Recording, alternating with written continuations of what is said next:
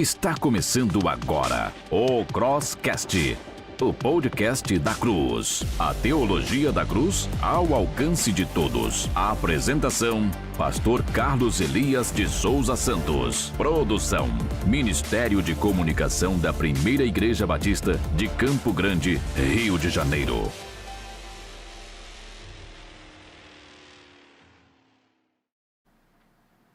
Boa noite, pessoal. Estamos aqui, dezembro começando e o Crosscast está chegando agora, ao vivo aí na sua casa. Que privilégio, o meu, o seu, o nosso, com certeza, não é? Juntos participarmos de um programa tão abençoado como esse, que é o programa do episódio 9. Eu quero lembrar você que está participando com a gente agora, faço um apelo para você. Se inscreva agora no nosso canal e não deixe de se inscrever para receber as notificações, aperta o sininho e participe toda sexta-feira, 21h30, dos nossos episódios marcantes sobre a teologia da cruz, chegando aqui do templo da Primeira Igreja aí na sua casa. O programa de hoje, episódio 9, não é? Sexta-feira, 21h30. O tema é o ministério pastoral e as qualificações do pastor, as atribuições do pastor.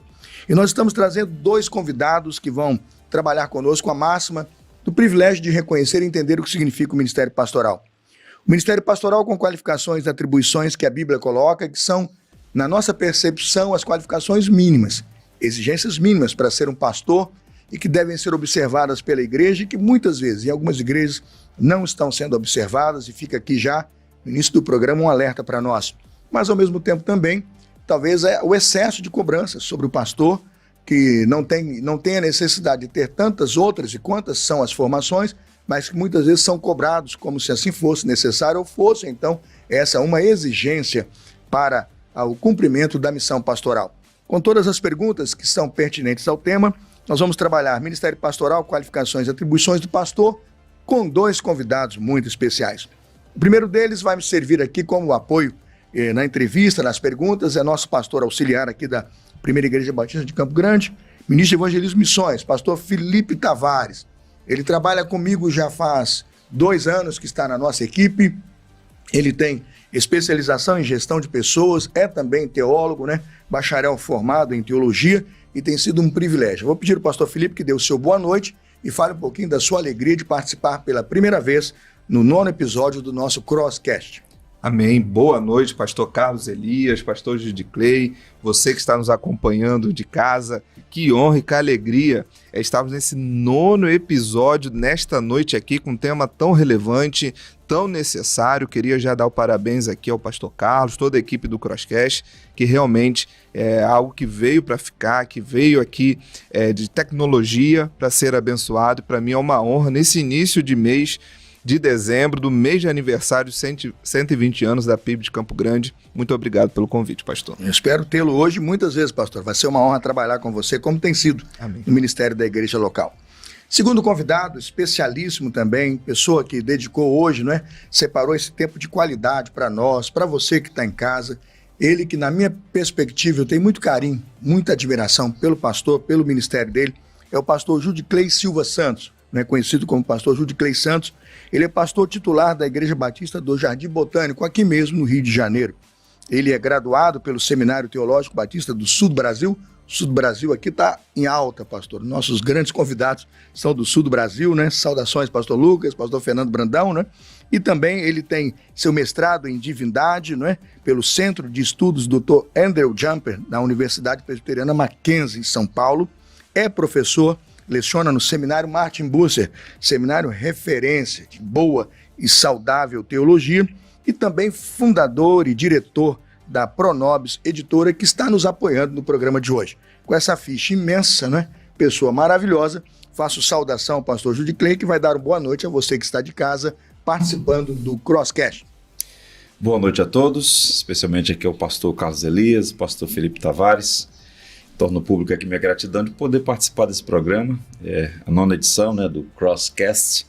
Eu tenho dito que esse formato de comunicação veio para ficar e tem sido uma bênção, porque são as novas estradas romanas, levando a mensagem do Evangelho por variados lugares do mundo. É um programa em língua portuguesa e há brasileiros espalhados no mundo todo, né? Eu suponho que brasileiros aí em várias partes do mundo estão acompanhando esse programa e eu quero encorajar, tal como o pastor disse ainda há pouco, Você que está acompanhando o programa, ajude a divulgar, porque é material de qualidade, boas entrevistas, boas indicações de leitura. Tenho certeza que será uma bênção e eu agradeço aqui o convite para estar com vocês. Nós é que agradecemos e contamos, certamente contaremos, pastor Judy Clay, no futuro, com certeza com outras maravilhosas participações. Nós não fazemos aqui nada, já sabemos disso, nossa audiência sabe disso, sem a presença de Deus, sem a direção do seu Santo Espírito, e nós vamos orar neste momento pedindo, na máxima da Escritura, sem mim nada podeis fazer. Pedindo ao Senhor Jesus que na pessoa do seu Santo Espírito, usando nós que somos o templo do seu Espírito, para que abençoemos a comunidade que está em casa, temos já uma boa audiência em casa participando conosco, outros que ouvirão depois também no suceder da semana, a partir do dia 2 de dezembro, vão ouvir ainda esse programa e serão abençoados. Pastor Felipe Tavares conduz-nos numa oração para o início do nosso programa. Amém.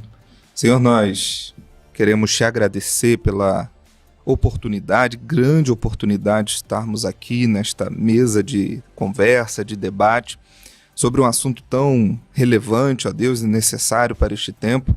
Que Teu Espírito Santo venha nos conduzir, nos dar sabedoria, discernimento, para que aquilo que for aqui explanado venha diretamente do Senhor, da Tua palavra, ó Deus, e alcance as famílias, as casas, os corações, para que possamos observar, ó Pai, a Sua vontade pela Tua palavra. Que assim o Senhor derrame bênçãos sobre nós e nos direcione toda esta noite. Em nome de Jesus, amém, ó Deus. Amém. É isso aí. Tema importante, ministério pastoral, né? Superqualificação ou desqualificação.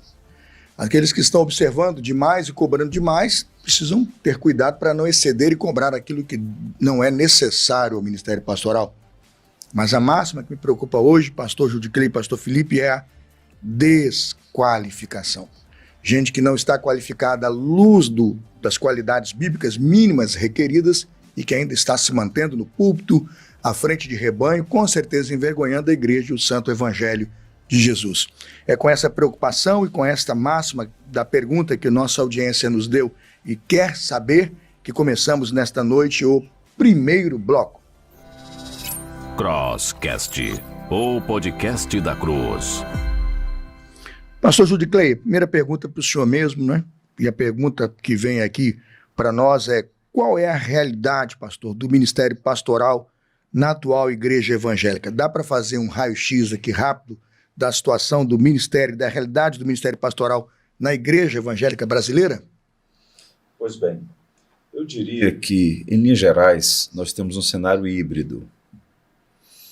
Eu tenho viajado, pela graça de Deus, país de norte a sul. Muito recentemente, estive em Manaus pela segunda vez, e eu sei, e posso dar testemunho, que há muitos homens notáveis fazendo um trabalho extraordinário. Homens dos quais, como diz a carta aos Hebreus, o mundo não é digno. Para dar um testemunho, eu estive ano passado com 250 pastores e missionários que trabalham entre os ribeirinhos na região amazônica.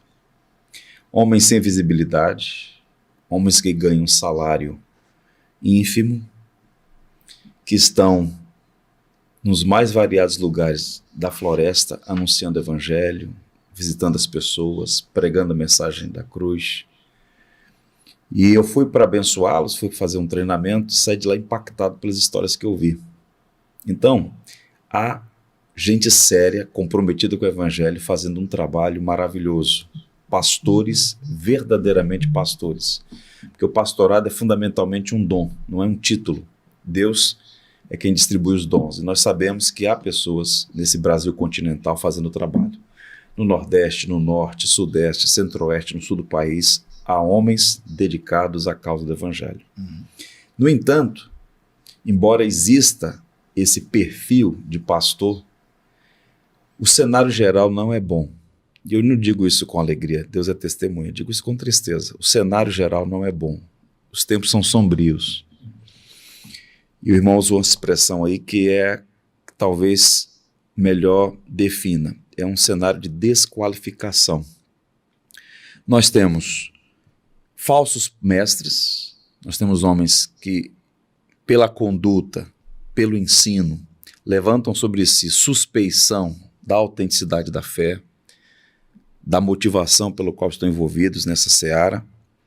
E existem aqueles que, de fato, passaram pela experiência de novo nascimento, de fato, têm uma vocação, mas que acabam incorrendo naquele elemento da superficialidade, da mediocridade, acabam prevaricando contra a sua própria vocação e acabam sendo, de alguma maneira, uma pedra de tropeço para a igreja. O velho Spurgeon, que é sempre uma referência para nós, Charles Haddon Spurgeon, dizia que um pastor infiel é o principal inimigo da igreja. Ou seja, quando um homem não cumpre com fidelidade, com integridade, com excelência, com alegria a vocação, ele acaba sendo um pedra de tropeço para a igreja.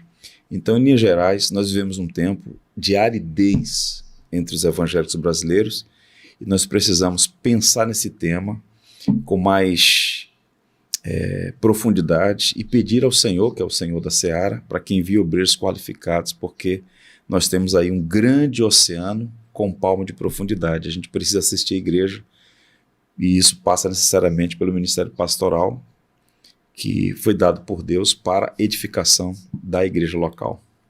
Pastor, o senhor concorda que um pastor infiel é um inimigo infiltrado na igreja? Sim, com certeza. Isso está presente tanto nas Escrituras, você basta observar as cartas do apóstolo Paulo, por exemplo, quando ele fala da conduta de alguns que não davam evidências de serem leais ao Evangelho, e na própria história da igreja, quantos tinham o título, tinham o cargo, ocupavam a função, mas acabavam militando contra a igreja. A gente pode até adiantar o assunto dizendo que muitas vezes a própria igreja sofreu um processo de autofagia. Ela enviou para os seminários aqueles que no futuro iriam destruí-la. Ao analisar de forma equivocada o vocacionado e ainda se manter a sua indicação e referendamento, permitir que ele fique lá, até às vezes, muitas vezes com apoio da igreja, na verdade, o grande envenenamento da igreja. Eu chamaria de morte na panela do saudoso seminário de Eliseu, né? Morte na panela, é isso. A igreja tem que ser muito criteriosa nessa avaliação. Não é? Existem as evidências de um vocacionado. Isso está relacionado àquilo que a gente chama das qualificações. Então, ela tem que ter muito criteriosa. É melhor pecar pelo excesso de critério do que pela falta deles. Segundo, uma vez no seminário, esse acompanhamento. Você sabe, na tradição batista, nós temos, na verdade, 2 grandes seminários, o do Norte e o do Sul. Seminários centenários, organizados no início do século passado. Então, as igrejas batistas espalhadas pelo país enviavam esses vocacionados e, por uma questão até de logística, os tempos eram outros, esses indivíduos ficavam nos seminários sem assistência dos seus pastores e sem nenhum acompanhamento de suas respectivas igrejas. Então, terminado aquele processo, voltava para a igreja, era ordenado, mas às vezes muita coisa acontecia naquele período de 4, 5 anos ali. Então, essa imposição de mãos, essa ordenação, ela tem que ser muito criteriosa, porque quem primeiro é prejudicado nesse processo é a própria igreja, né? Então a gente tem que ter muito cuidado com isso, porque é necessário que tenhamos homens qualificados para cumprir essa tarefa tão importante de edificação da igreja, que é o ministério pastoral. Amém, pastor Judiclei, que resposta já profunda, né? E o pastor citou acerca aí dos missionários, né? E eu, como pastor de missões, acho que, pastor, podemos até fazer um tema, né? O pastor missionário, pastor, seria realmente muito interessante. O pastor também citou acerca, né? Tem viajado pelo Brasil, norte a sul, e de acordo aí com a crescente população brasileira, né? Segundo o IBGE, e nós devemos chegar a 30% dessa população de evangélicos, o que deve dar, em média, 60 milhões de evangélicos. Sim.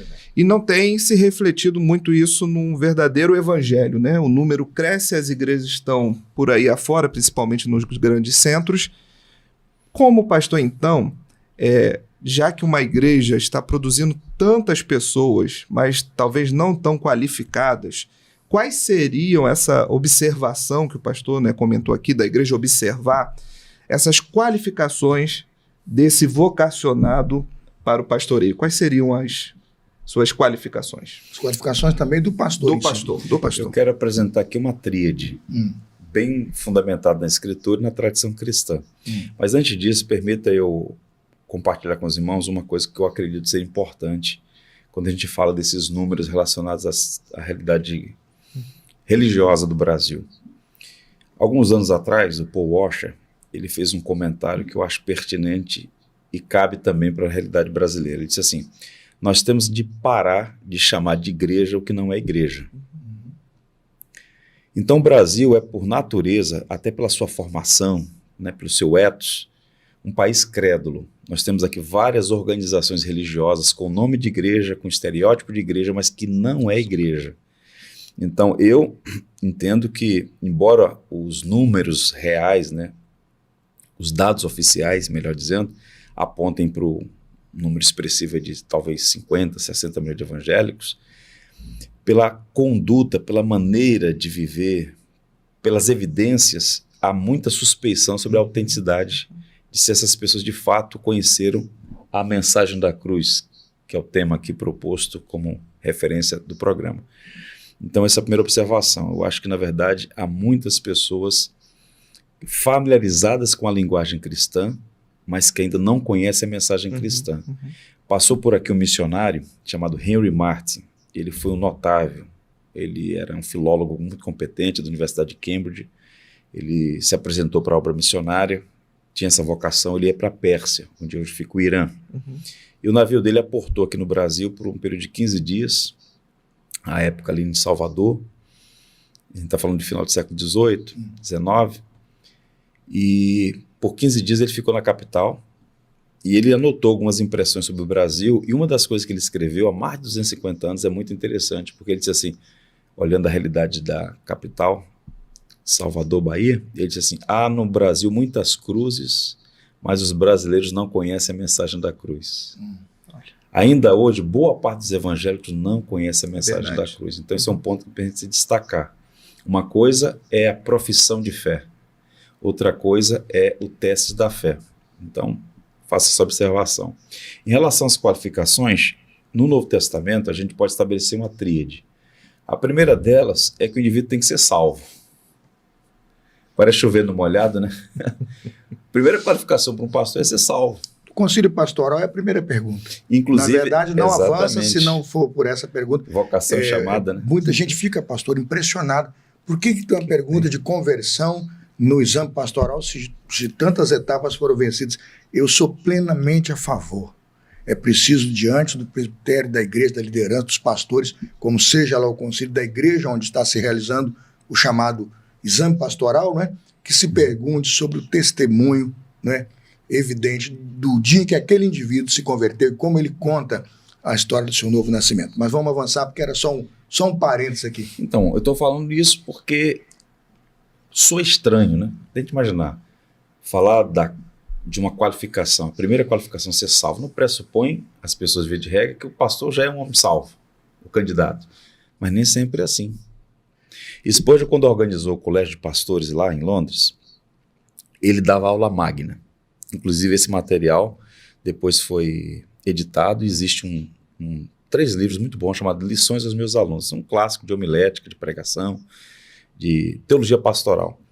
E na aula magna dessa instituição que existe até hoje em Londres, Escola de Pastores, agora com o nome dele, Escola de Pastor Charles Spurgeon, ele falava com muita propriedade que a qualificação sine qua non é a salvação do indivíduo. Porque existe o perigo do indivíduo estar exercendo uma função pastoral sem ele mesmo ter nascido de novo. Já pensou? A igreja ter na sua liderança um homem que não nasceu de novo. A Bíblia não trata desse assunto quando fala lá, Lucas 22, 32. Pedro, quando te converteres, fortaleça teus irmãos. Esse versículo não trata dessa questão. A impressão que eu tenho é que sim, né? Jesus está dizendo com tanta convicção, Pedro, eu te amo, que eu vou dar a minha vida, eu vou fazer acontecer. E antes de narrar a queda brutal do apóstolo Pedro, que vai negar por 3 vezes Jesus, e o galo é quase um calo que canta na cabeça dele, não é? E a orientação de Jesus é: quando converteres, fortaleça seus irmãos. Pedro não era convertido ali, não. Ele estava seguindo, acho que andando com Jesus, mas faltava muita coisa em Pedro. O que você acha? Pedro, naquele processo de queda, né, que foi um longo processo, alguém argumentou com muita propriedade, não foi nem uma queda, né, foi uma descida para baixo, né, deliberada. De fato, essa passagem especificamente, Jesus está mostrando para Pedro o perigo da presunção, porque ele era extremamente arrogante. Ele falou assim, olha, eles aí, Senhor, podem te negar. Eu sou Pedro, né? Eu jamais. Aí Jesus falou, olha, Pedro, Satanás pediu a tua vida, pediu para te peneirar. Eu orei por você. Você não é salvo pela graça apenas, você também é sustentado pela graça. Quando você se converter do quê? Quando você deixar esse caminho de presunção maligna, olha isso aí. Cuida dos teus irmãos, né? Ou seja, a gente está falando sobre a fortaleza do mal. O Vitor Hugo dizia que o orgulho é a fortaleza do mal. E o problema de Pedro naquele momento é que ele estava ludibriado pela sua suposta força, né? Quando na verdade, se não fosse a intercessão do Senhor, ele teria o mesmo caminho de Judas, né? E o Senhor restaurou e de fato ele se tornou um grande servo do Senhor e ajudou muito, pelo menos ali no processo de início da fé cristã. Agora deixa eu compartilhar para vocês uma história que eu sempre gosto de partilhar. Segunda-feira próxima agora eu estou indo para a Faculdade Batista Mineira, inclusive vou falar sobre esse tema, de segunda a quinta, né, sobre o Ministério Pastoral. A história vai testemunhar vários homens que exerceram a função pastoral, aparentemente bem, mas que tiveram experiência de conversão depois. Para citar exemplos assim clássicos, John Wesley. John Wesley era pregador, missionário, tinha feito viagens missionárias para a América colonial, né, a Nova Inglaterra. Ele era conhecido pela sua ética, era um homem muito rigoroso na questão da moralidade, mas se converteu depois. Em contato com os moráveis num navio desses, fazendo uma viagem, ele percebeu que aquele grupo tinha algo que ele não tinha. Ele entrou em profunda crise e depois indo a um clube de leitura, né, onde um grupo de irmãos estava reunido para estudar a Carta aos Romanos, alguém falou assim, olha, vamos começar a Carta aos Romanos, mas antes disso, vamos ler o prefácio de Lutero à Carta aos Romanos. Enquanto alguém lia, ele diz, olha, no dia 24 de maio, às 8h45, senti meu coração estranhamente aquecido e pela primeira vez experimentei perdão pelos meus pecados. Pregador, missionário, homem ético e não era convertido. Olha só. Só foi convencido pelo Espírito aí. Depois, então, contato com a primeira com coisa que a igreja tem que verdadeiro ser, a primeira coisa que a igreja precisa perceber, o pastor que está indicando, que está acompanhando esse candidato, e o concílio, né, que vai fazer essa aprovação, esse indivíduo tem as marcas distintivas do novo nascimento, a família dá testemunho dele, né, a comunidade, ou seja, esse é um critério precioso. Segundo, a questão do chamado, porque nem todo salvo foi chamado para o ministério pastoral. O ministério pastoral é um dom. Assim como o Senhor distribui dons e talentos, variados dons e talentos, ele chama homens especificamente para o cuidado do rebanho.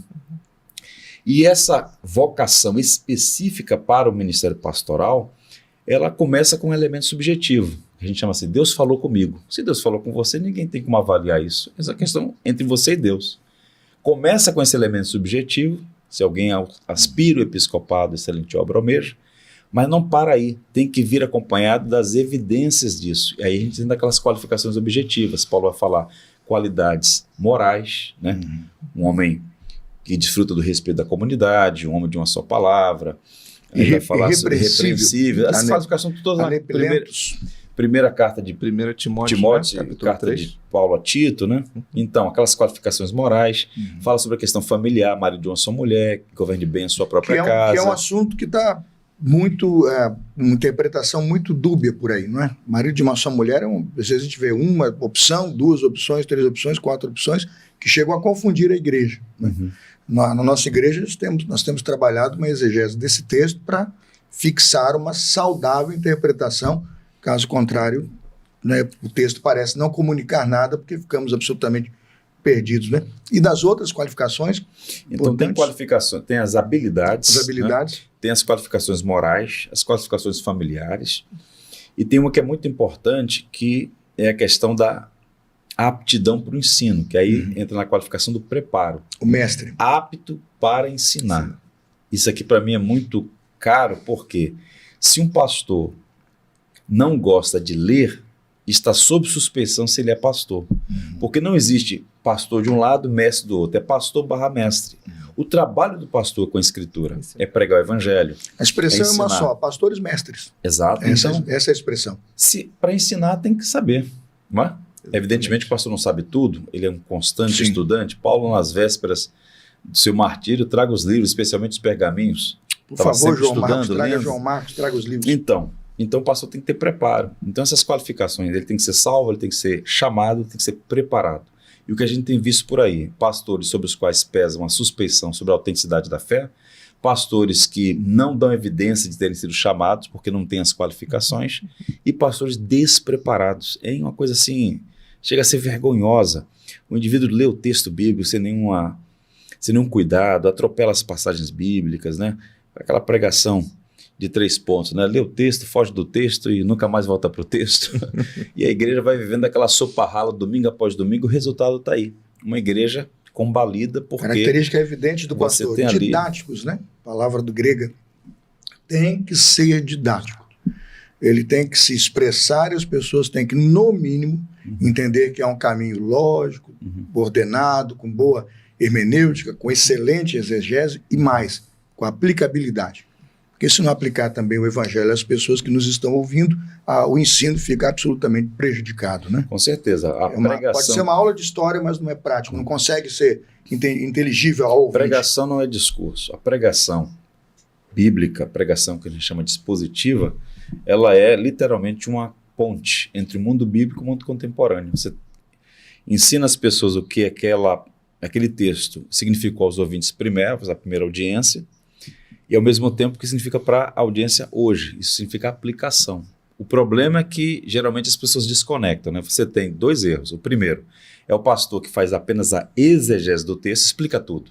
Contexto histórico, literário, o texto grego, o que significou, e a pessoa está no banco e fica perguntando, sim, e eu estou aqui, o que significa para mim aqui agora? Não tem aplicação.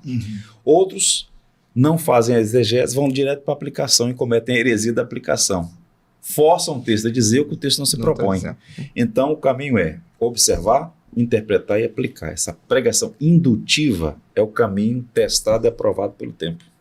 Nessas qualificações, o grego paróino ou paroíno, vai depender lá, sobriedade, não ser dado ao vinho, toca-se muito pela abstinência, na minha percepção, ou é pela sobriedade? Porque o problema do pastor não seria mais a sobriedade, tem que ser sóbrio o tempo todo.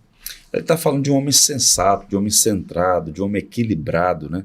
Inclusive fala para ele ser cordato, não iracundo. O pastor tem que ser uma referência para a congregação. Não é um homem perfeito moralmente, Não. mas como Paulo disse a Timóteo, ninguém despreza a tua mocidade, torna-te padrão dos fiéis, um modelo dos fiéis. Então, um homem que não tem domínio, que não tem equilíbrio, não é? Que não tem sobriedade, ele em alguma medida está desqualificado. Então Paulo usa a questão do vinho, não é para sugerir ser abstêmio como uma qualificação. Na história da igreja, o uso de bebida sempre teve presente. Isso é uma questão mais cultural hoje no Brasil do que uma exigência bíblica. Mas o elemento distintivo ali é sobriedade. A sobriedade é uma exigência. Com certeza. Cerebro é desqualificação. Não temos dúvida disso, né? Com certeza. O indivíduo ébrio está desqualificado, porque é sóbrio. Essa é a expressão. E aí qualifica a questão irrepreensível, né? Torna-se irrepreensível. Torna-se, na verdade, reprovável no exercício do ministério, não é isso? Com certeza. Pastor, a terceira pergunta que vem para nós agora tem a ver com a vida do estudo do preparo, né? Qual é o papel do seminário? O seminário deve se restringir somente à vida acadêmica? Passa conteúdo, transmite conteúdo, indica bons livros? Ou o pastor e professor do seminário devem prestar sua vida discipular, sua experiência, não é? Cuidar desse futuro pastor como alguém que está discipulando um futuro líder de uma igreja, de uma denominação? Qual é o papel do seminário na formação do pastor?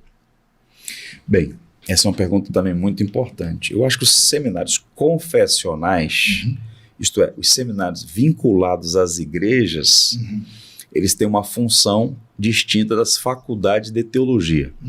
Uma faculdade de teologia, como qualquer outra faculdade, ela se propõe a oferecer ali um conteúdo programático. O professor entra em sala, apresenta seu conteúdo, o aluno aprende e o professor pode se afeiçoar a um aluno ou outro, ter um relacionamento mais estreito com um aluno ou outro, mas não existe um compromisso de acompanhar aquele aluno até por uma questão de logística. Só não tem... A faculdade não se propõe a fazer isso. Um seminário confessional, isto é uma casa que está preparando obreiros para servir a igreja local, além de todo aquele conteúdo programático, as disciplinas todas, né? o seminário precisa criar um caminho de relacionamento entre a instituição e a igreja local, porque não é apenas a mente, não é apenas conteúdo, porque o indivíduo pode dominar vários temas da teologia, da história, dominar as línguas gregas, enfim, ter uma visão interdisciplinar dos variados campos do saber, e ainda assim não está preparado para o trabalho pastoral. Você encontra, às vezes, um indivíduo bom tecnicamente, do ponto de vista de teologia, apologética, mas coloca no púlpito é um desastre. Coloca para lidar com a situação de conflito na igreja, não tem sabedoria, não tem estatura. Inclusive, uma das qualificações que é estabelecida na carta de Paulo a Timóteo é que não pode ser neófito, não pode ser planta nova, a palavra é essa, né? Imaturo. Então, para alcançar essa maturidade e preparo esse indivíduo, o seminário precisa estar em comunicação com a igreja local. E uma coisa importante, na antiguidade, nas igrejas mais antigas, a formação de um pastor era trabalho de outro pastor. O seminário ajuda, mas quem forma um pastor é outro pastor. Que coisa boa. Que coisa boa. Palavra da Vida é um seminário aqui de São Paulo, Atibaia, né? Uhum. E eu quero deixar aqui meu elogio público ao trabalho, é um trabalho brilhante. O aluno vai para lá, dentro daquela fazenda espetacular, uma estrutura maravilhosa, com seus horários acadêmicos, mas é interessante que na grade ele tem o relacionamento com a sua equipe de mentoreamento, de discipulado. Os meus melhores pastores que saíram da minha igreja aqui hoje passaram por aquele lugar. Pastor Lucas Rangel, que é hoje o nosso diretor aí no Seminário do Sul, um homem que viveu isso. Uhum. E ele respira esse cuidado com a vida dele, com a alma dele, com a família dele. Uhum. Eu sou muito grato. O Seminário Martin Bucer tem se tornado referência no Brasil nesse cuidado, né? Pastor Frank Ferreira, diretor, tem tomado esse cuidado de criar uma instituição que cria vínculos, né? Eu tenho alunos meus lá no Martin Bucer, e eles sempre estão exigindo o acompanhamento do estágio, minha presença, minha caneta sobre a vida deles. Eu falo, que percepção. E agora o Seminário do Sul voltando, que bom. De fato, voltando pesado, com o pastor Lucas agora, presença marcante lá, o seminário retoma esse caminho, percebi nitidamente em 1 ano e meio, 2 atrás, essa mudança de direção, e vejo no meu vocacionado que está no sul do Brasil, que ele mudou, ele se interessa pelas coisas da igreja, ele está no meu pé, pedindo participação, atuação na igreja, envolvimento, não é porque está sendo cobrado, é porque está sendo dirigido, né? Direcionado por um bom seminário. Esse tema do seminário é um tema, assim, extremamente sensível. Eu quero indicar para vocês, tem um capítulo do livro Irmãos, Não Somos Profissionais, do Piper. O último capítulo é sobre o seminário. O último livro é sobre o seminário. Ele fala, olha, o seminário tem que ser visto pela igreja como uma coisa assim muito preciosa. Tente imaginar, é a instituição onde você envia o vocacionado, onde ele vai receber ali conteúdo, ter experiência com outros alunos, com os professores. Então tem que ter muito esse cuidado. E por muito tempo, eu diria até por algumas décadas, os nossos seminários foram colapsados por teologias perversas. Eu estudei no Seminário do Sul numa época bem difícil, nós tivemos 4 reitores em 4 anos, eu louvo a Deus pelas mudanças significativas que estão acontecendo nesse momento, voltando aí à nossa herança teológica, confessional. O seminário existe para servir a igreja local, mas naqueles dias havia lá a ideia na grade do estágio, mas aquilo era mais pro forma. E não havia acompanhamento. E a prova é que não havia acompanhamento, que um dos colegas com os quais eu me formei, a monografia dele foi sobre a natureza pecaminosa de Cristo. Ele foi aprovado. Meu Deus. Como pode uma organização que é mantida com recursos da igreja, com dízimos e ofertas, uma instituição para formar pastores, o indivíduo escreve sobre uma heresia. Meu amigo, se Cristo tivesse cometido algum pecado, nós estaríamos completamente perdidos. Cristo é o imaculado Filho de Deus, o Cordeiro Santo que tira os pecados do mundo. E ele fez uma monografia dessa, uma monografia esdrúxula, e foi aprovado. Então perceba, faltou acompanhamento da igreja local, do pastor que o enviou, do seminário que aceitou aquela monografia que o aprovou. Então, várias evidências de erro grave, né? Então, eu acho que o seminário tem um papel importante e essa comunicação com a igreja local, porque é fundamental formar obreiros qualificados. Obrigado, pastor. Excelente, né? Pastor Felipe, satisfeito? Queria só mais uma pergunta, que o tema está muito bom, né? Eu sou um pastor jovem, né? E um jovem pastor.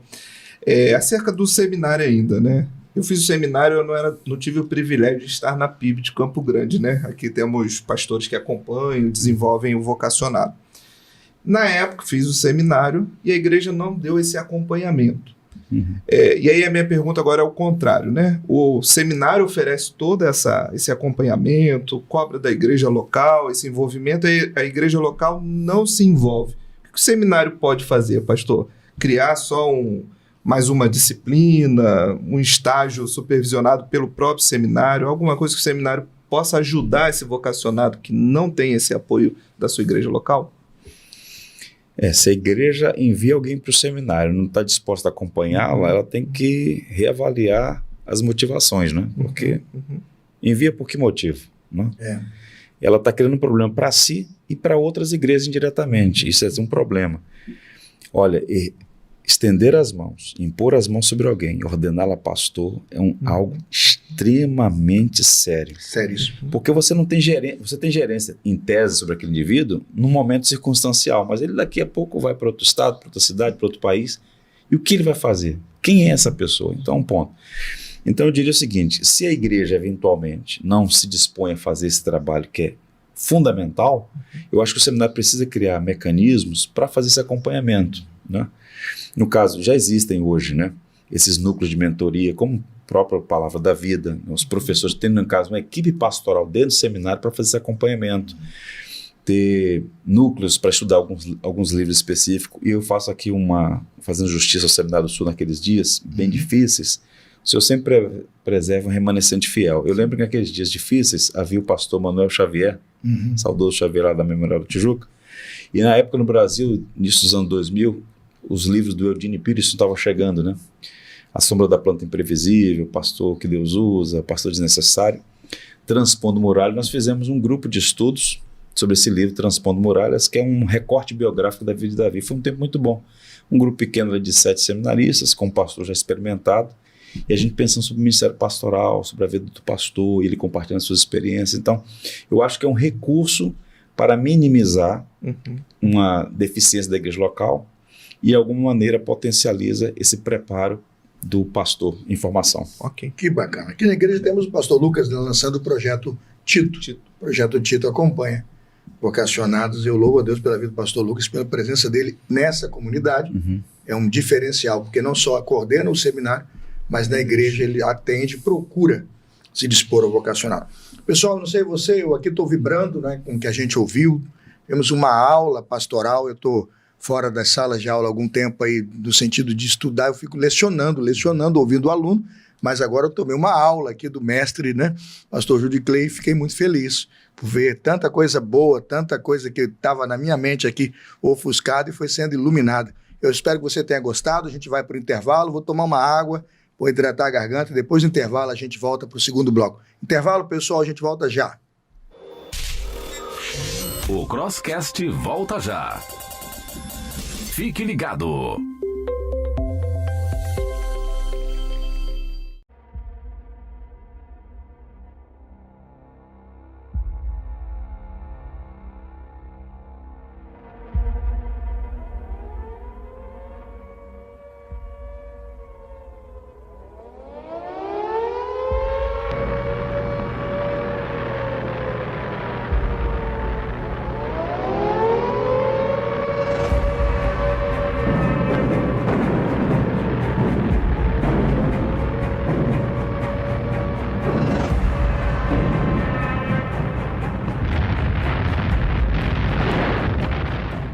Troubled by something that's happening in the world today? Well, put it in the context of the Old Testament. I was never worried for a second about a man like Hitler. It was enough for me to read the 37th Psalm. And there I read of a man like him, spreading himself like a green bay tree, and a sort of colossus striding the whole earth. But I read that a day come when a man went to go and see him and speak to him and couldn't find him. He searched everywhere for him, but couldn't find a trace of him. He'd vanished. Why, God had blown upon him.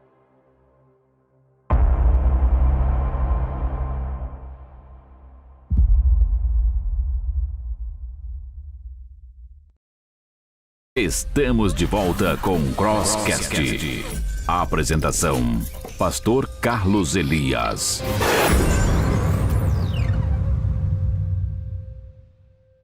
Que legal! Água, garganta hidratada, intervalo vencido, estamos de volta para trabalharmos com você e continuarmos trabalhando com você o tema Ministério Pastoral. Estou muito feliz porque você está interagindo conosco, muito obrigado aí pela sua interação, não é? Estamos identificando aí o seu nome, não é? De onde você está participando. Nossa equipe de moderadores do site está se relacionando neste momento com você. E se você tiver uma sugestão para nossos próximos episódios, para o nosso próximo programa, por favor, escreva agora aí no chat, dê uma sugestão do que você gostaria de ouvir e das perguntas que você gostaria de ver respondidas aqui no nosso Crosscast. Estamos na 9ª edição e gostaríamos de produzir episódios relevantes, episódios que atendam à necessidade da igreja, né, dos seminários, dos nossos alunos, dos nossos membros que têm dúvidas e questões que gostariam de ver respondidas. Nós vamos agora continuar e vamos agora para o segundo bloco. Crosscast, o podcast da Cruz. Nós falamos no primeiro bloco, pastor, sobre as qualificações do pastor. E vamos começar agora o segundo bloco falando sobre atribuições. E é muito importante pensarmos nas atribuições. Quais são, pastor, as atribuições de um pastor bíblico? Esse tom também é muito relevante, porque eu percebo que as igrejas, por não entenderem isso de forma muito clara, acabam colocando fardos muito pesados sobre os pastores, e muitos deles acabam, por conta dessas funções e de prerrogativas equivocadas, se desviando da função primária, daquilo que é mais importante, daquilo que é central. Assim como existe, digamos assim, uma tríade primária no que tange às qualificações, tem que ser salvo, chamado e preparado, existe também uma tríade basilar no que tange às atribuições. Eu diria, primeira coisa, que é a função primária, principal de um pastor, pregação. O pastor é um pregador do evangelho, então é pregação / ensino. Razão pela qual uma das qualificações é que ele tem que ser apto para ensinar. E por que a pregação é a função primária de um pastor, a mais importante? Porque Deus mesmo, soberanamente, estabeleceu a pregação como o principal meio de graça na vida da igreja. Veja, a pregação, primeiro, é o instrumento através do qual a fé salvadora é infundida no coração da pessoa. Como é que alguém é salvo? A fé vem pelo ouvir e ouvir a palavra de Cristo. Então é preciso pregar. E uma vez salvo, esse indivíduo alcançado pela maravilhosa graça também tem a sua fé nutrida por meio da pregação do evangelho. Então, o pastor precisa entender isso. Ele não pode deixar de lado a pregação. É fundamental o ministério da pregação, do ensino. Então a gente tem percebido por aí que esse tem sido uma deficiência penosa na vida da igreja. Nós batistas, por exemplo, no passado remoto, tivemos nomes memoráveis entre os batistas brasileiros, homens consagrados no ministério da pregação. Hoje o cenário já não é aquele, né? Então, o Ministério da Pregação é fundamental. E pensando nisso, nós, da Pronobis Editora, temos lançado alguns títulos no campo da pregação, porque a gente precisa resgatar o Ministério da Pregação, formar novos pregadores, mostrar a excelência da pregação, o coração que é Cristo, né? A supremacia da pregação é Jesus Cristo. Esse material aqui do Tony Merida, recentemente lançado, Pregação Fiel, proclamando a Escritura com integridade, excelência e fervor. É um livro, praticamente um manual de pregação expositiva, né? Aquilo que estava falando há pouco, sobre a necessidade de pregar de forma indutiva, né? Observar, interpretar e aplicar o texto.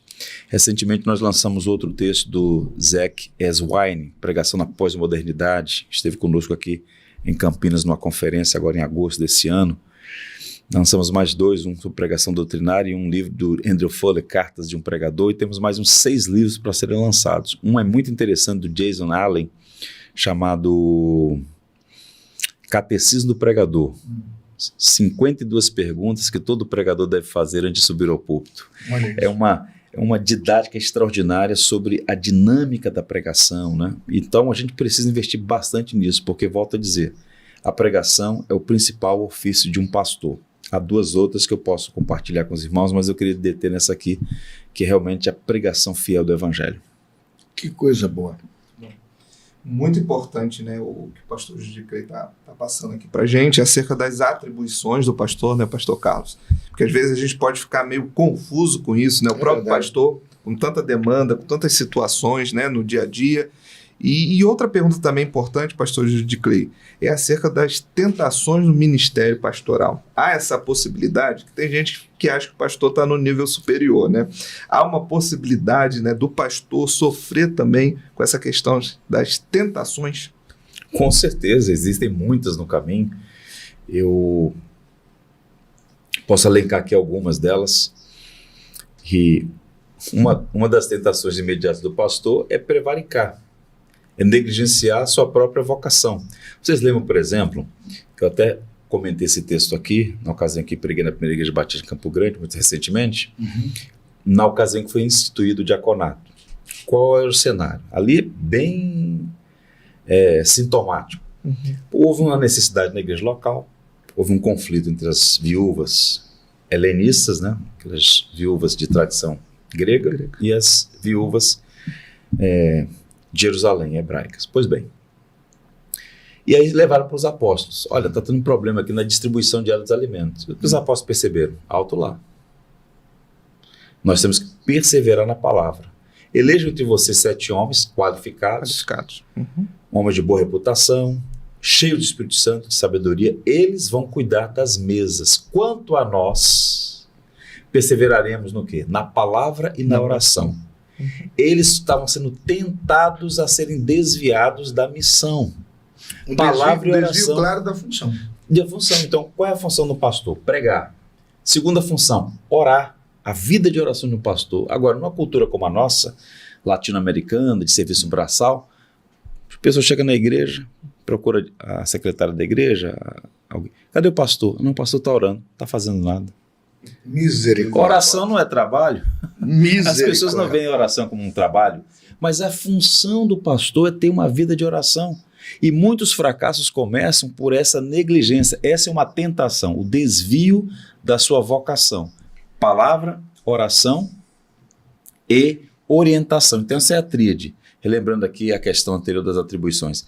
É pregar a palavra, está relacionado à palavra, a vida de oração do pastor, que é bem sensível também, sem mim nada podeis fazer, o pastor tem que estar conectado à videira para dar fruto, e orientar. O pastor é um conselheiro, o pastor é um orientador, ele tem que ter contato com as pessoas, não é simplesmente um homem da pregação do púlpito isolado.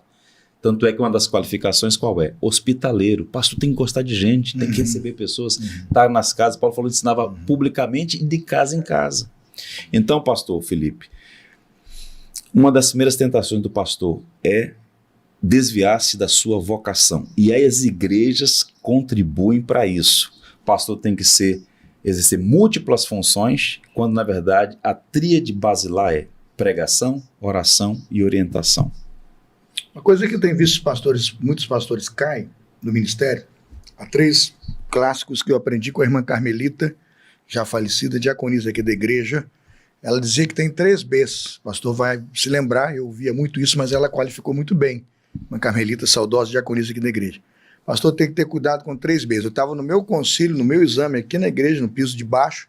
Ela disse, cuidado com os 3 Bs. Eu não entendi nada. Eu falei, diga. Ela falou, barra de ouro, barra de sal e bebida. Eu falei, repita, barra de ouro, barra de sal e bebida. Dinheiro, mulher, que é adultério, né? E bebida podem destruir a vida de pastor. Só concorda? Em número, gênero e grau. Essa tríade que a irmã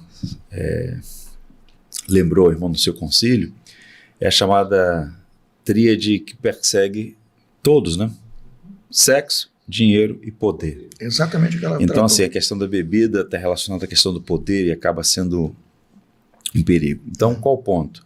Essas tentações todas estão presentes. A questão da sexualidade é uma questão bem sensível e muitos pastores caem.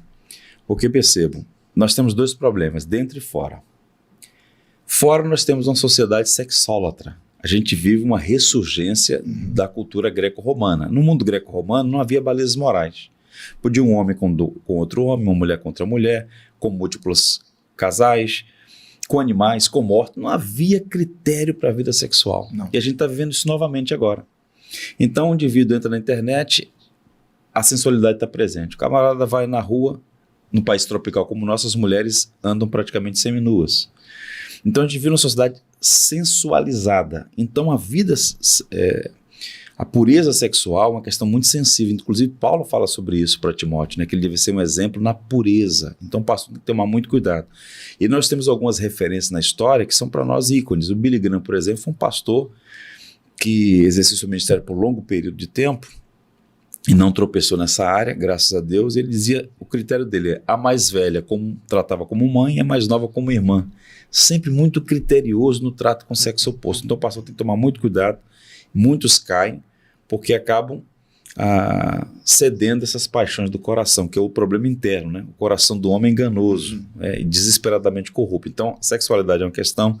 Dinheiro, Paulo falou muito sobre isso, sobre o perigo da torpe ganância, né? O cara não pode estar no ministério por dinheiro. É evidente que o pastor precisa ser bem tratado, bem assistido nas suas necessidades. Paulo chega a dizer que devem ser tratados com dobrados honorários que se afadigam na palavra. Agora, o ministério não é fonte de lucro.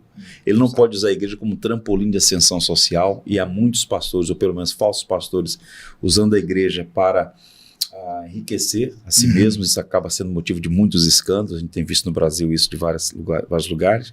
Então são tentações que a bebida acaba sendo um problema também em alguns círculos, né? Não tão frequentes quanto a questão da sexualidade e do dinheiro, mas acaba sendo também um perigo que o pastor tem que tomar muito cuidado. São tentações constantes, né? E existem outras questões mais silenciosas, mas as tentações estão aí, o pastor tem que guardar o coração.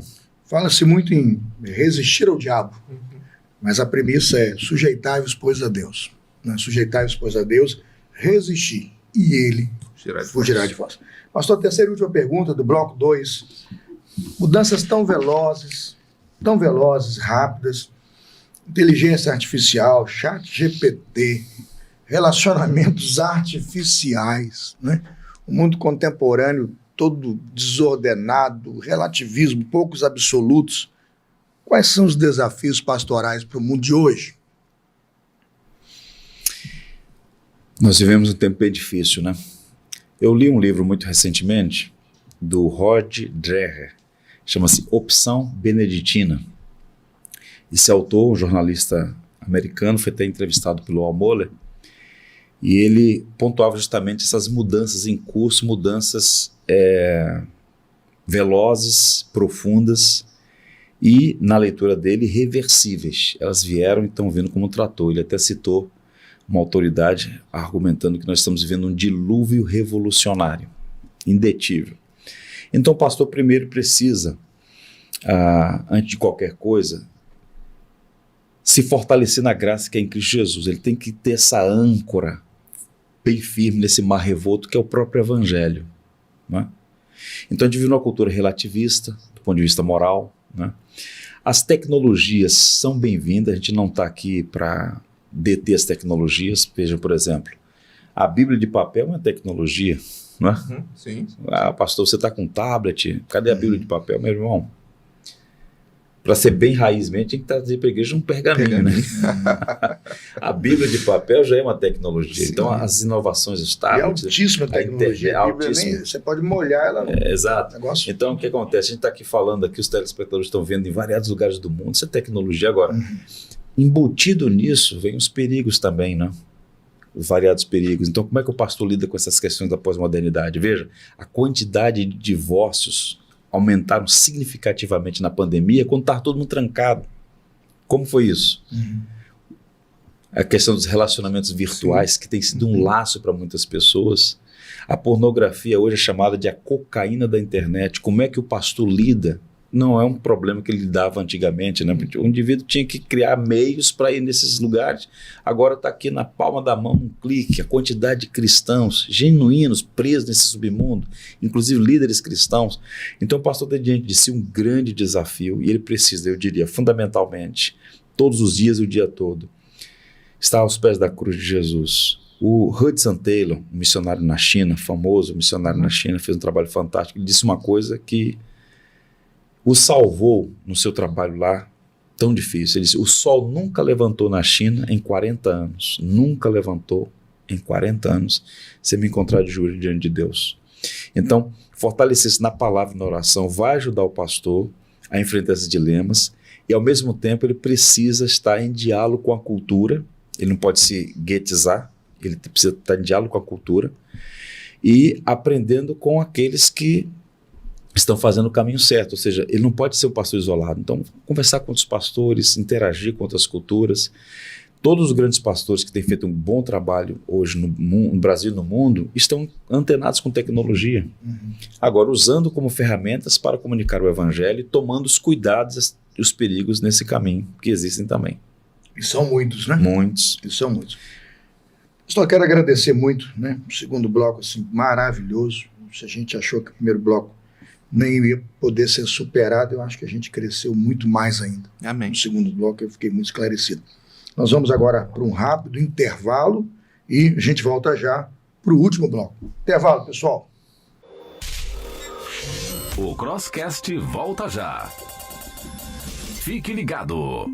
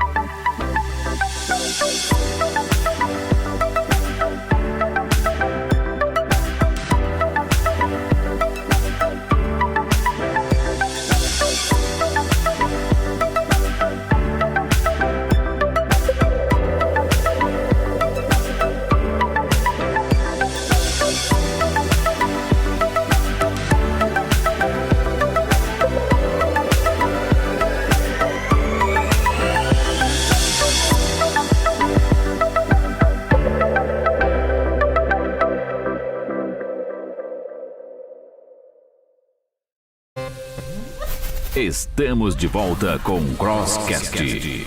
A apresentação: Pastor Carlos Elias.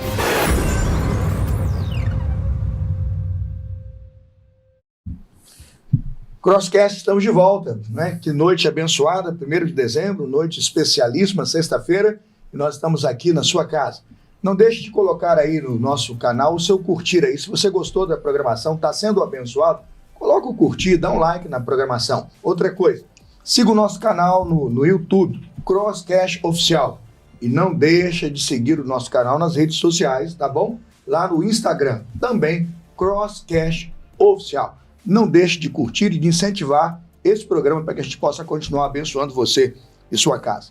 Terceiro e último bloco, né? Gostinho de tá chegando no final, mas já passamos pelas qualificações, já passamos pelas atribuições do pastor e minha proposta, pastor Felipe, que tal encerrarmos a nossa conversa de hoje pensando sobre os cuidados da igreja com o pastor? O que você acha? Muito importante, hein? Vamos fechar com chave de ouro, Chave hein? de ouro. Eu acho que essa pergunta aqui dava uns 3 programas, hein, pastor Judy Clay? Mas hoje, no tempo que nós temos, é claro, quais são os cuidados que a igreja local deve ter com o seu pastor? O pastor já citou algumas coisas aqui durante a nossa conversa, mas se puder ampliar essa discussão conosco. Essa é uma coisa que até me emociona quando eu falo, porque eu sou pastor, e fui pastor 13 anos numa igreja. Eu poderia ficar lá 50 anos, uma igreja muito amorosa. Amo a igreja Batista Betel de Mesquita, estou no Jardim Botânico, igreja muito amorosa, onde tivemos um passeio com a igreja lá no Recreio, tempo precioso. Então, eu falo não como alguém rancoroso, como alguém amargurado, que não é alvo de cuidado, de amor da igreja, muito pelo contrário. Eu sou muito amado pela igreja, pelas igrejas pelas quais passei. Mas o quadro geral é muito triste. Por quê? Fala-se muito dos abusos que os pastores cometem. E existem pastores abusivos, autoritários, despóticos, que prevaricam contra a sua vocação, que, enfim, cometem erros. Mas as igrejas cometem muitos erros contra os pastores. Muitos filhos de pastores, muitas esposas de pastores sofrem com igrejas perversas. Então, o que eu diria assim? As igrejas, cuidem do pastor. O pastor é um ser humano, amalgamado, tem vícios e virtudes, tem luzes e sombras. E se a igreja quer o seu próprio bem, nada melhor do que cuidar aquele que cuida dela. Cuidar de quem cuida da gente. Então a igreja precisa assistir bem o pastor. O pastor não pode estar no púlpito pregando, pensando, meu Deus do céu, como é que eu vou pagar a conta de energia amanhã? Né? Necessidades básicas do pastor. O pastor precisa de amigos, gente precisa de Deus, mas também gente precisa de gente. Sim. Paulo falou assim, o Deus que consola os abatidos nos confortou com a chegada de Tito. Então, gente próxima ao pastor, o pastor precisa sentir-se amado pela igreja, né? Não é simplesmente um funcionário. Ele está ali enquanto está prestando serviço, depois descarta ele, a gente consegue, coloca outro no lugar. Então tem que ter essa assistência. E uma coisa importantíssima, para pensar nisso, quem pastoreia o pastor? Quem visita o pastor? Porque o pastor não é semideus. Assim como o membro sofre as sustentações, o pastor também sofre. Então, fulano de tal caiu. Não caiu, não. Essa queda não foi da noite para o dia, não. Foi um processo. A igreja acompanhou, às vezes foi até empurrado, perto. Né? Foi até empurrado. Então, as pessoas foram vendo, mas negligenciaram a ação e quando viu, estava lá. Então tem que estar perto do pastor, tem que cuidar do pastor. Por exemplo, uma conferência teológica, o pastor precisa se qualificar. O pastor fica 52 domingos na igreja? 52 domingos? Por que o pastor não vai? Pastor, como é que está a sua biblioteca? Compra um livro para o irmão. O irmão está indo na conferência, o senhor se reúne com outros pastores, tem que acompanhar esse homem, tem que ajudá-lo. Então eu diria assim que a igreja pode fazer mais pelo seu pastor, honrar o pastor. A gente tem muitas leituras equivocadas, tipo a glória pertence a Deus, mas a gente pode e deve honrar as pessoas. Nesse livro do Tony Merida, curiosamente, tem um capítulo aqui que é o capítulo 6, que ele fala sobre honrar. Ele fala da necessidade de honrar homens dignos, homens fiéis ao evangelho. Quer ver um exemplo disso para fechar? Quando Paulo se despediu dos presbíteros de Éfeso, no Porto de Mileto, diz o texto que Paulo disse, olha, vocês não verão mais o meu rosto. E ao final daquela fala de Paulo, diz que eles se ajoelharam, se abraçaram e começaram a chorar. Aqueles homens amaram o apóstolo Paulo, porque eles viram em Paulo um homem qualificado. Paulo esteve presente com eles, os assistiu, os mentoreou. Então, assim, a maneira deles expressarem seu afeto por Paulo foi dando um abraço e um beijo, orando pelo apóstolo Paulo. Então, eu acho que o pastor, ele tem que ser com mais cuidado pela igreja. E outra coisa que eu digo aqui com muito cuidado, cuidem bem do pastor, porque é uma espécie em extinção. Há muitas igrejas desesperadas em busca de um pastor e não encontram. Tem muito palpiteiro, muito paurador frívolo, como Paulo diz, não é? Animador de auditório, mas pastor, pregador, homem de oração, um orientador, um homem fiel ao evangelho, é hoje uma espécie rara. Pastor, muito obrigado. A gente está muito agradecido a Deus. Com certeza eu já tenho meus 53 anos, vou fazer 25 anos de ministério no ano que vem. E o senhor para nós é uma inspiração, pastor, é uma alegria receber um homem da sua monta aqui com a gente, poder olhar para a sua vida. Acompanho o senhor desde Mesquita, né? Inclusive preguei lá, e tenho visto como Deus tem levantado homens como irmão para ser bênção na minha vida, da minha igreja, que recentemente o irmão esteve pregando, e com certeza hoje o senhor abençoou gerações. Eu espero que no Canadá, Estados Unidos, Inglaterra, mas aqui em Campo Grande, muitas vidas sejam abençoadas por esse episódio 9, que, né, já foi para o final, mas fica marcado hoje, para mim, com um dos episódios mais solenes, mais bíblicos, não é? E para mim, que sou pastor, isso é muito caro, porque é o meu tema. Eu me vi nas suas falas, eu me vi nas alegrias, mas me vi aqui com as minhas lágrimas guardadas aqui, lembrando dos sofrimentos, né, das ausências que senti e da certeza de que Paulo dizia, na minha primeira defesa ninguém estava ao meu lado, mas o Senhor esteve ao meu lado. Você tem latoeiros e Alexandres, não é? Eu diria que tem João Marcos, não é? Que tem Barnabés, né? Que tem gente boa, que tem igreja boa, né? Tem Filipos, né? Tem Epafroditos que chegam para acalantar o nosso coração. Quem tem ouvidos, ouça o que o Espírito diz à igreja. Com carinho, a gente não tem Pix, a gente não tem dinheiro aqui, mas eu queria receber da Cauane, nossa produtora hoje aqui dentro, assistente aqui do Crosscast aqui interno, e ela vai passar para nós. Primeiro lembrança vem Dr. Assir Jerome Júnior, da Sociedade Bíblica, disse que um programa pastoral não pode faltar a Bíblia do Obreiro. Então fica aqui, pastor Felipe, eu queria uma dessa, não fui meritoriamente contemplado, mas o irmão foi. O irmão vai receber a Bíblia do Obreiro, essa Bíblia da Sociedade Bíblica do Brasil, que é hoje uma das apoiadoras, junto com a Pronobis, do nosso encontro. Eles mandam lá, direto da sociedade. Obrigado, doutor Assir, por participar. Ele estará nos próximos episódios, aí, com certeza, também trabalhando, né, conosco. Ele já fez um conosco e vai fazer outros também. Eu quero agradecer ao doutor Assir e à Sociedade Bíblica. Passar a você, Felipe, com salva de palmas aí do nosso grupo, para você que recebeu esse presente. Pastor Judy Clay, talvez seja o mestrado, né? Porque essa aqui é mais pesada, não sei o que houve aqui. Mas, pastor Judy Clay, a gente nem sabe se o irmão já tem. Pode ser que tenha, e se já tiver, quiser utilizar lá para outro obreiro, não sei, mas o que vale é o carinho. Doutor Assir, quando soube que o senhor viria, disse, eu quero uma Bíblia específica. E ele manda para o senhor, pastor Judy Clay, a NAA, a Nova Almeida Atualizada. Com as gratidões do doutor Assir, da Sociedade Bíblica do Brasil, que o senhor leve essa lembrança, né? Pix não tem, dinheiro não tem, mas tem livro bom, teologia boa. E, pastor, Bíblia diz tudo para o pastor que não pode faltar. O senhor está ganhando, quem está em casa pode procurar agora a Sociedade Bíblica, quem sabe adquirir a sua. Minha gratidão por ter passado esse tempo de qualidade conosco. Não paga, não é dinheiro, não é sustento. Isso aqui, pastor, e receba assim, gratidão. E para a gente terminar o programa, eu queria pedir ao pastor Felipe Tavares 2 minutos de gratidão e depois o pastor Judy Clay também 2 minutos. Inclusive, o senhor tem aí uma lembrança para a equipe de produção do Crosscast. Vamos ouvir, pastor Felipe, 2 minutos, sua gratidão para encerrar o programa de hoje. Amém. Pastor, é gratidão pura aqui, porque é um privilégio participar, né, com o pastor Judy Clay, tão experiente no ministério pastoral, pastor Carlos Elias, meu pastor, né, já me acompanha aí desde o início dessa caminhada. 10 anos. 10 anos, que bom. PIB de Campo Grande, no último mês de outubro fiz aqui, então para mim é um privilégio estar nessa igreja bíblica centrada em Jesus Cristo, caminhando nessa equipe pastoral, né, dirigindo aí o departamento de evangelismo e missões e participar desse 9º episódio do Crosscast. Que Deus abençoe toda a equipe, pastor Carlos Elias, pastor Judy Clay. Levo o meu abraço também à querida Igreja Batista Jardim Botânico. Deus abençoe. Obrigado, pastor. Uma honra, espero que o irmão aceite o convite para voltar. Eu queria uma pauta missionária. Amém. O irmão faz aí um projeto missionário. Vamos. Quero sentar à minha mesa com o irmão para a gente conversar. Pastor Judy Clay, 2 minutos, sua gratidão, e fala um pouquinho do que o senhor vai entregar para a nossa equipe também da Pronobis Editora, que está apoiando o programa de hoje.